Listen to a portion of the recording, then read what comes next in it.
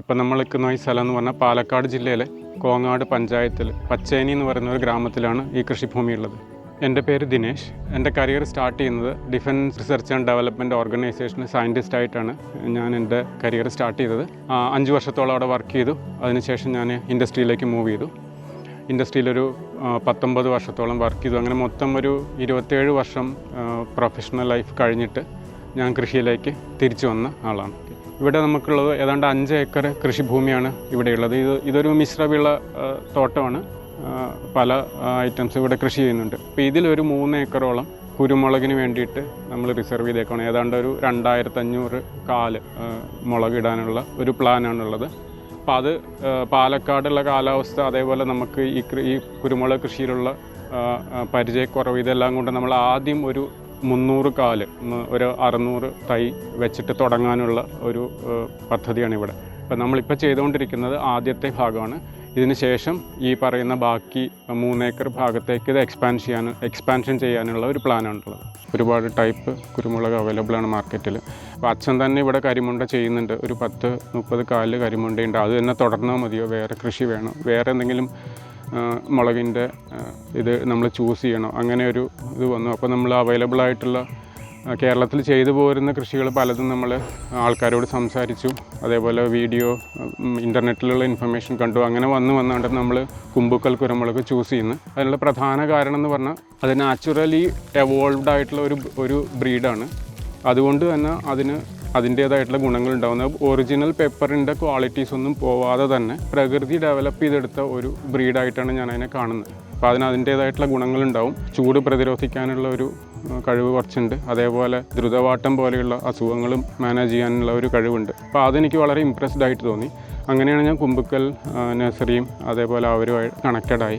ഈ കുരുമുളകിൻ്റെ കൃഷിയുടെ പ്ലാൻ തുടങ്ങുമ്പോൾ തന്നെ നമ്മൾ കുമ്പുക്കലുമായിട്ട് കോൺടാക്ട് ചെയ്തു. ലിജോ ആയിട്ട് നമ്മൾ കമ്മ്യൂണിക്കേഷൻ എസ്റ്റാബ്ലിഷ് ചെയ്തു. അപ്പോൾ തന്നെ നമ്മളൊരു ഏതാണ്ട് ഒരു 8 മാസത്തിന് മുമ്പ് നമ്മൾ സംസാരിച്ച് എത്ര തൈ വേണം എന്നുള്ള കാര്യങ്ങളൊക്കെ സംസാരിച്ച്, ഏത് ലൊക്കേഷനാണ്, ട്രാൻസ്പോർട്ടേഷൻ്റെ കാര്യങ്ങളൊക്കെ സംസാരിച്ചിട്ടാണ് നമ്മൾ തീരുമാനം എടുത്തേക്കുന്നത്. അപ്പോൾ ഇന്ന് നോക്കുവാണെങ്കിൽ നമുക്ക് തൈകൾ വന്നിട്ടുണ്ട്.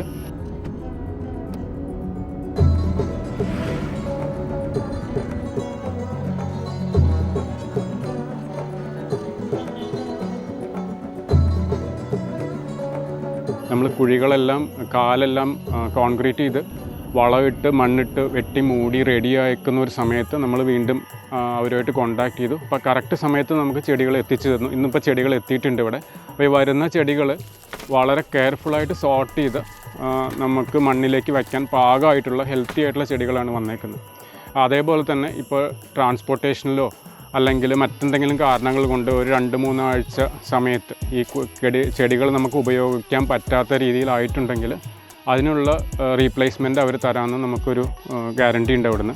അപ്പോൾ ആ ഒരു ഉറപ്പിൽ നമ്മൾ ഇന്ന് ചെടി വയ്ക്കാൻ തുടങ്ങുകയാണ്.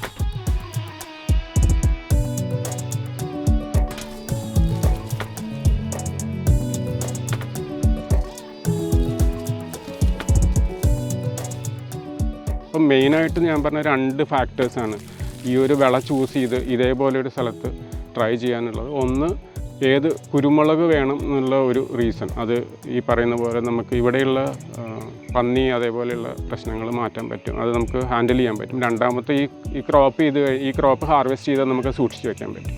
ഇതാണ് 2 മെയിൻ ഫാക്ടേഴ്സ്. ഇപ്പോൾ 2-3 തരത്തിൽ ചെയ്യാം. പെപ്പർ ലൈവായിട്ടുള്ള പോളിൽ കയറ്റി വിടാം, അല്ലെങ്കിൽ ഡെഡായിട്ടുള്ള വുഡൻ പോളിൽ ചെയ്യാം, കോൺക്രീറ്റ് പോളിൽ ചെയ്യാം, PVCയിൽ ചെയ്യാം. അങ്ങനെ പലതിലും ചെയ്യാൻ പറ്റും. അപ്പോൾ നമ്മളിവിടെ ചൂസ് ചെയ്തേക്കുന്നത് PVC ആണ്. ഇതൊരു മിശ്രവിള തോട്ടമാണ്. പല വിളവുകൾ ഇതിൽ നടക്കുന്നുണ്ട്. അപ്പോൾ ആ തോട്ടത്തിൽ നമുക്ക് കുരുമുളകിന് പറ്റിയ സ്ഥലങ്ങൾ ഐഡൻറ്റിഫൈ ചെയ്തിട്ട് അവിടെയാണ് നമ്മൾ കാലിട്ടിരിക്കുന്നത്. അപ്പോൾ പ്രത്യേകിച്ച് സൂര്യപ്രകാശം അല്ലെങ്കിൽ അതേപോലെ എയർ സർക്കുലേഷൻ ഇതേപോലെയുള്ള കാര്യങ്ങൾ, അത്യാവശ്യമായിട്ടുള്ള കാര്യങ്ങൾ നമുക്ക് പറ്റിയ സ്ഥലം ഐഡൻറ്റിഫൈ ചെയ്തിട്ടാണ് നമ്മൾ കാലിട്ടേക്കുന്നത്. അല്ലാതെ മുഴുവൻ സ്ഥലത്തും നമുക്ക് ഈ ഒരു ഭാഗത്ത് ഈ 300 കാലിടുന്ന സ്ഥലത്ത് നമുക്ക് ചെയ്യാൻ പറ്റില്ല. അപ്പോൾ അതുകൊണ്ട് തന്നെ നമുക്ക് കറക്റ്റായിട്ടൊരു ലൈനിൽ ഈ കാലുകൾ കിട്ടാനൊരു ബുദ്ധിമുട്ടുണ്ട്. പക്ഷേ കൃഷി ഒരു പരീക്ഷണ ഭാഗം എന്നുള്ള നിലയിൽ ആദ്യത്തെ ഒരു 300 കാല് നമ്മൾ ഈ തോട്ടത്തിൻ്റെ പല ഭാഗത്തായിട്ടാണ് ക്രമീകരിച്ചേക്കുന്നത്. ഇപ്പോൾ നമ്മൾ പെപ്പർ പ്ലാന്റേഷന് ചെയ്യുന്ന പ്രോസസ്സ് നോക്കുവാണെങ്കിൽ മെയിനായിട്ടുള്ള ഫോക്കസ് ലോങ് ടേമിൽ ഈ ക്രോപ്പ് നമ്മളെങ്ങനെ സസ്റ്റെയിൻ ചെയ്യും, നമ്മളെങ്ങനെ അത് പ്രോഫിറ്റബിളാക്കി റൺ ചെയ്യും, അതേപോലെ ഈ നമുക്ക് ഹാസിൽ ഫ്രീ ആയിട്ട് നമ്മൾ ക്വാളിറ്റി ഈ യൂസ് ചെയ്യുന്ന മെറ്റീരിയലിനും അതേപോലത്തെ ഐറ്റംസിനും അതിൻ്റെ ക്വാളിറ്റി നമ്മളെങ്ങനെ എൻഷുർ ചെയ്യും എന്നുള്ളതാണ് മെയിനായിട്ട് നോക്കുന്നത്. കാരണം ഇതൊരു ഷോർട്ട് ടേം ക്രോപ്പ് അല്ല, വെജിറ്റബിൾ പോലെ എവറി 3 months നമ്മൾ മാറ്റുന്ന ഒരു ക്രോപ്പല്ല. അപ്പോൾ പ്രധാനമായിട്ടുള്ള ഇതിലൊരു കാര്യം ഈ പോളിൻ്റെ സ്ട്രെങ്ത്താണ്. ഈ പോള് 25 വർഷം നമുക്ക് സർവൈവ് ചെയ്യാൻ പറ്റുന്ന ഒരു പോളായിരിക്കണം. അപ്പോൾ നമ്മൾ ചൂസ് ചെയ്തത് ISI മാർക്കുള്ള പൈപ്പ്, 6 kg/cm², റേറ്റിംഗ് ഉള്ള പൈപ്പ്, അതേപോലെ 110 mm ഡയമീറ്റർ, ഈ രീതിയിലുള്ള പൈപ്പാണ് നമ്മൾ ചൂസ് ചെയ്തേക്കുന്നത്. അപ്പോൾ അത് നോക്കുവാണെങ്കിൽ ഒരു 1200 രൂപ മുതൽ 1500 രൂപ വരെ വിലയുള്ള പൈപ്പുകളാണ് നമുക്ക് കിട്ടുന്നത്. അപ്പോൾ നമ്മൾ ഈ ഒരു ഇതിനു വേണ്ടി അനീഷുമായിട്ട് സംസാരിച്ചായിരുന്നു ഇടയ്ക്ക്. അപ്പോൾ അനീഷിന് ക്വാളിറ്റി PVC സപ്ലൈസുമായിട്ട് കോൺടാക്റ്റ് ഉണ്ടായിരുന്നു. അപ്പോൾ മറ്റുള്ള കസ്റ്റമേഴ്സിൻ്റെ ഓർഡറിൻ്റെ ഒപ്പം എനിക്കും പൈപ്പ് ഓർഡർ ചെയ്ത് തന്നു. അപ്പോൾ നമുക്ക് കുറച്ചൊരു കോസ്റ്റ് എഫക്റ്റീവായിട്ടുള്ള നമുക്ക് പൈപ്പ് ഇറക്കാൻ പറ്റി. അപ്പോൾ ഇപ്പോൾ നിങ്ങൾ നോക്കുവാണെങ്കിൽ ഈ പറമ്പിൽ ഇപ്പോൾ ചെയ്തേക്കുന്നത് നമ്മൾ 2 മീറ്ററിൻ്റെ ഒരു പീസാണ് ഇൻസ്റ്റാൾ ചെയ്തേക്കുന്നത്.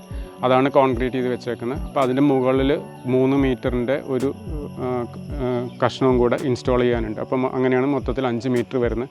ഇപ്പം നമുക്കിവിടെ കിട്ടിയേക്കുന്ന പൈപ്പുകൾ കറക്റ്റായിട്ട് കട്ട് ചെയ്ത് ഹോളെല്ലാം ഡ്രില്ല് ചെയ്ത് അതേപോലെ സോക്കറ്റിംഗ് ചെയ്ത് നമുക്ക് ഉപയോഗിക്കാൻ റെഡി ആയിട്ടുള്ള ഐറ്റംസാണ് വന്നത്. ഇപ്പോൾ നമുക്കത് ഉപയോഗിക്കാൻ എളുപ്പമാണ്, തെറ്റുകൾ പറ്റാതിരിക്കും. മാത്രമല്ല ഇവിടെ വരുമ്പോൾ ലേബർ ചാർജസ് കുറവായിരിക്കും. ഇത് കട്ടിങ്ങിനും ഡ്രില്ലിങ്ങിനും ഉള്ള പൈസ നമ്മൾക്ക് വ്യത്യാസം കിട്ടും. ഇത് സ്കെയിലപ്പ് ചെയ്ത് 2500 കാല് ചെയ്യുമ്പോഴത്തേക്കുമുള്ള ഇൻവെസ്റ്റ്മെൻറ്റ് കണക്കാക്കുമ്പോൾ നമുക്ക് എന്തെങ്കിലും ഒരു ഫെയിലിയർ വന്നാൽ നമുക്ക് ഭയങ്കര നഷ്ടം വരും.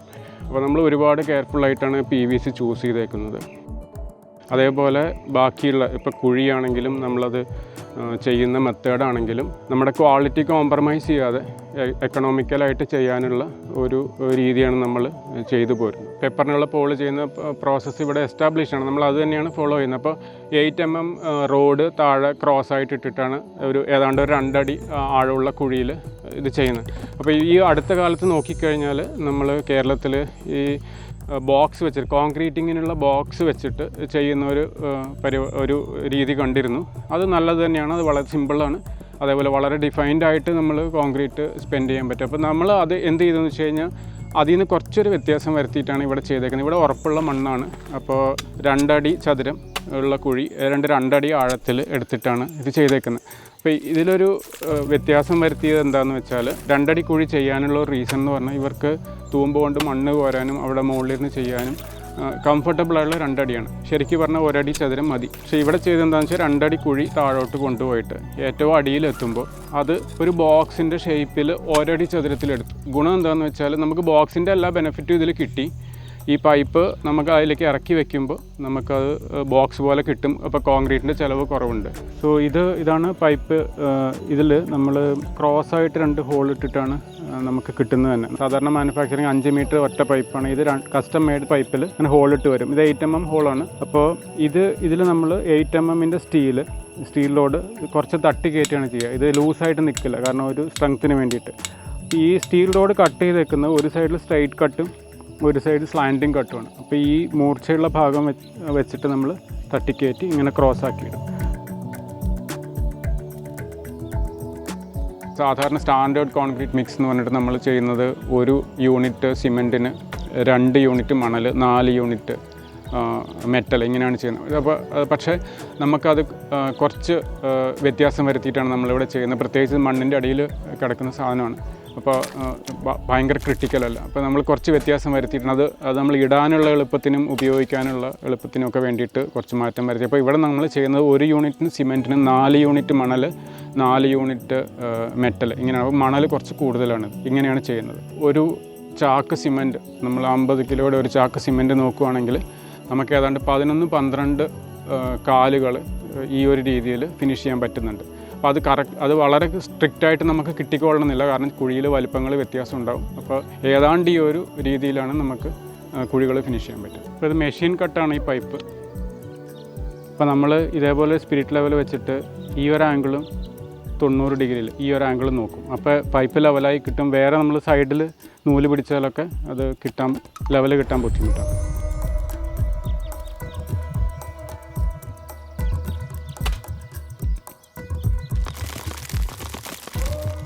ഇതിന് നമുക്ക് ശരിക്കും ഇത് കവർ ചെയ്യണമെങ്കിൽ ഒരു ഏതാണ്ട് ഒരു 10 ഇഞ്ചിൻ്റെ അടുത്ത് കോൺക്രീറ്റ് ചെയ്യും.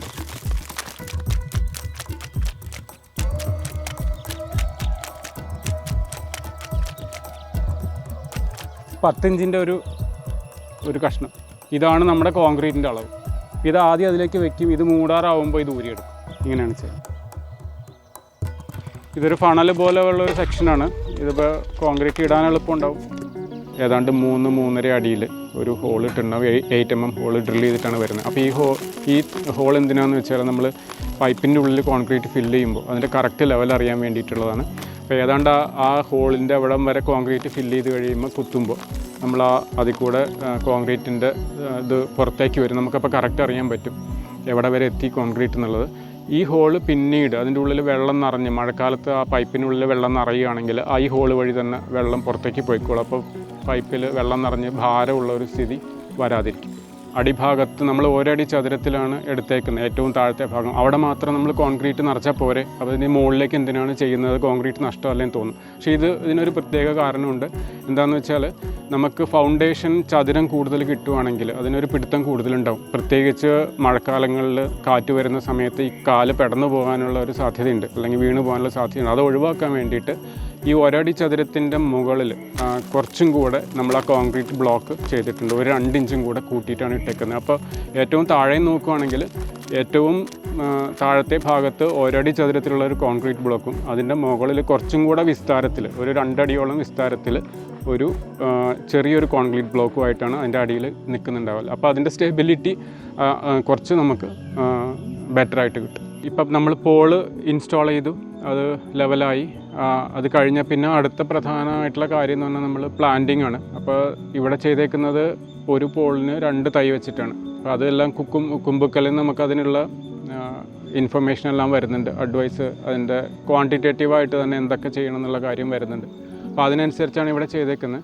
അപ്പോൾ നമ്മൾ പൈപ്പ് കാല് കോൺക്രീറ്റിന് ശേഷം ഒരു 2-3 ദിവസം അത് നനച്ചിടുക, കോൺക്രീറ്റ് ഒന്ന് സെറ്റാവാൻ വേണ്ടി. അതൊന്ന് ഉറപ്പായതിന് ശേഷമാണ് നമ്മൾ തൈ വയ്ക്കുന്നത്. അതിനിപ്പോൾ ശരിക്കും നല്ലൊരു ഓപ്ഷൻ എന്ന് പറഞ്ഞാൽ വളമിട്ട് മണ്ണിട്ട് ഇളക്കി ഒരു 2-3 ദിവസം അല്ലെങ്കിൽ ഒരാഴ്ച വെക്കാൻ പറ്റുവാണെങ്കിൽ അത് കറക്റ്റായിട്ട് മിക്സായിട്ട് കിട്ടും. അതിന് ശേഷമാണ് തൈ വയ്ക്കാൻ നല്ലത്. നമ്മൾ പോള് വെച്ച് കഴിഞ്ഞ് കഴിഞ്ഞാൽ 2 അടി ചതുരത്തിലുള്ള കുഴിയുണ്ട്. ആ കുഴി തന്നെയാണ് നമ്മൾ ഈ പ്ലാന്റ് ചെയ്യാൻ വേണ്ടിയിട്ട് ഉപയോഗിക്കുന്നത്. വേറെ നമ്മളൊന്നും ചെയ്യുന്നില്ല. പന്നിയുടെ ശല്യം ഉണ്ടാവാതിരിക്കാൻ വേണ്ടി പ്രത്യേകിച്ച് എല്ലുപൊടി ഉപയോഗിച്ച് കഴിഞ്ഞാൽ പന്നി വന്നിട്ട് പച്ചമണ്ണ് കുത്തി ഇളക്കി ചെടിയെല്ലാം നശിപ്പിച്ചിട്ട് പോകാനുള്ള സാധ്യതയുണ്ട്. അപ്പോൾ നമ്മൾ എന്താ ചെയ്യുന്നതെന്ന് വെച്ചാൽ ആദ്യം കുറച്ച് മണ്ണിട്ട് താഴത്തെ കോൺക്രീറ്റ് മുകളിലൊരു 1-1.5 ഇഞ്ച് മണ്ണായി കഴിയുമ്പോൾ കുറച്ച് ചാണകപ്പൊടി ഇടും, വീണ്ടും കുറച്ച് മണ്ണിടും. അത് കഴിഞ്ഞിട്ട് നമ്മൾ എല്ലുപൊടി ഇടും. ഏറ്റവും അടിഭാഗത്ത് വരുന്ന രീതിയിൽ എല്ലുപൊടി ഇടും. പിന്നെ വീണ്ടും ചാണകം, കമ്പോസ്റ്റ് അതെല്ലാം ഫില്ല് ചെയ്ത് കഴിഞ്ഞ് ഏറ്റവും മുകളിലേക്ക് എത്തുമ്പോഴാണ് നമ്മൾ ഈ വേപ്പും പിണ്ണാക്കിടുന്നത്. കാരണം വേപ്പും പിണ്ണാക്കിൻ്റെ ആ സ്മെല്ല് പന്നിക്ക് അത്ര ഒരു കംഫർട്ടബിൾ ആയിരിക്കില്ല. അപ്പോൾ ആ ഒരു ഫാക്ടർ യൂസ് ചെയ്യാൻ വേണ്ടിയിട്ട് ഏറ്റവും മുകൾ ഭാഗത്ത് കുറച്ച് മിക്സ് ചെയ്തിട്ട് വേപ്പും പിണ്ണാക്കിടും.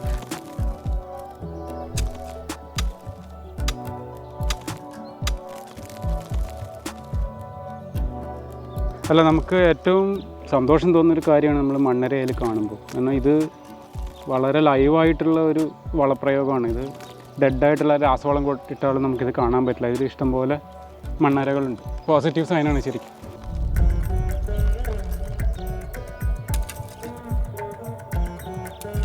എന്നിട്ട് നല്ലോണം മണ്ണ് വെട്ടിക്കൂട്ടി ഒരു കൂന പോലെ ആക്കിയിട്ട് ഈ പോളിനോട് വളരെ ചേർന്നിട്ട് തന്നെയാണ് പ്ലാന്റ് ചെയ്യുന്നത്. 2 പ്ലാന്റ് 2 സൈഡിൽ. അപ്പോൾ ഈ പ്ലാന്റ് വയ്ക്കുമ്പോൾ ഒരു കാര്യം കൂടെ നോക്കുന്നത് എന്താണെന്ന് വെച്ചാൽ നമുക്ക് പിന്നീട് നനയ്ക്കാനുള്ള ഒരു സൗകര്യത്തിനും കൂടെ പറ്റുന്ന രീതിയിലാണ് പ്ലാന്റ് പൊസിഷൻ ചെയ്യുന്നത്. വേനൽക്കാലത്ത് നനയ്ക്കാനും അതേപോലെ വർഷക്കാലത്ത് വെള്ളം കെട്ടിക്കിടക്കാത്ത രീതിയിലും നമ്മൾ ഇത് ചെയ്യുന്നത്. ഏതാണ്ടൊരു 4 അടി വ്യാസത്തിലുള്ള ഒരു ഏരിയ നമ്മളത് ലൂസ് മണ്ണും ജൈവ വളങ്ങളും കൂടെ മിക്സ് ചെയ്തെടുക്കും. അപ്പോൾ ഇത് ഇങ്ങനെ ചെയ്യാനുള്ള ഒരു കാരണം എന്ന് പറഞ്ഞാൽ പുതിയ ചെടികൾ വയ്ക്കുമ്പോൾ അതിന് വളരെ പെട്ടെന്ന് അതിൻ്റെ വേരുപടലങ്ങൾ എല്ലാ സ്ഥലത്തും എത്തണം. അപ്പോൾ അതിനുള്ള ഒരു വായു സഞ്ചാരം ഈ മണ്ണിനകത്ത് കിട്ടണം.